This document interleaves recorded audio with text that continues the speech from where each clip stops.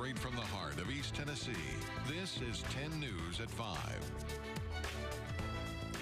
The direction of digital and new year brings new trends in social media. Tonight, what can we expect in 2013? Of course, the big question there. Welcome back to 10 News at 5. I'm Beth Haynes. We have 4 key ways that social media is expected to shift this year. Here to break it all down, Rhyne from Ackermann PR joining us. Always glad to see you. It is his birthday, by the way, so we will say in advance, happy birthday to you. Well, thank you very much. Thanks for having me. Had a great day. So far, so good. The first trend we want to talk about, of course, is mobile. It is here to stay. I have my iPhone. You've got my Nexus 7 tablet here. So we all depend on it these days for the internet, for all the capabilities.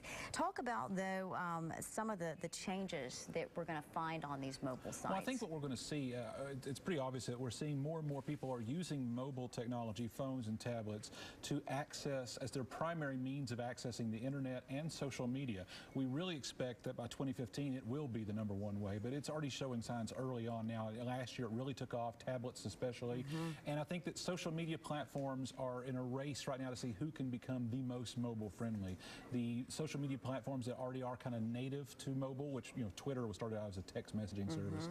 Google Plus was built with mobile in mind for Android devices, and even LinkedIn and some of these others are kind of ahead of the game. Facebook, actually, in this case, is one of the ones that's kind of behind. They're really trying to upgrade their mobile apps, because if you can't get on by mobile, the chances are actually more and more that you're not going to go look for your laptop or desktop to get on. You're just going to go somewhere else. Right. So the race is on to see who can win mobile. Yeah.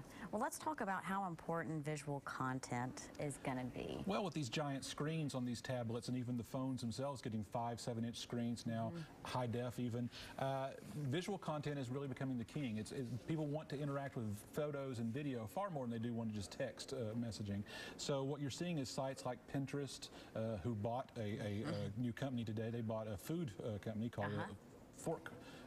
So I've already forgot the name. But they bought, so you have those, Instagram, even Yahoo is trying to revive interest in Flickr, their photo sharing site.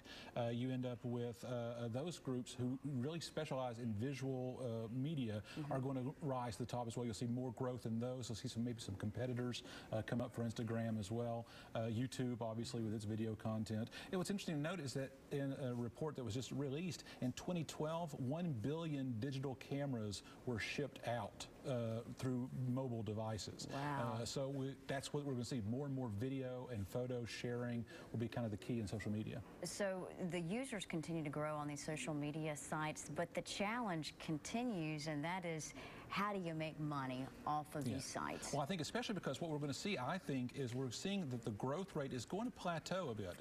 Facebook has 1 billion people. How much more can they add? So what we're going to look at is that there's the fight where how can we get people to stay on longer and interact with us, and all of the social networks really have to figure out a way how to, I don't like the term monetize, but that's exactly what it is, how do they make money off of the sites? Business. And Facebook particularly, because they're now publicly traded, they have a responsibility to their shareholders to make money.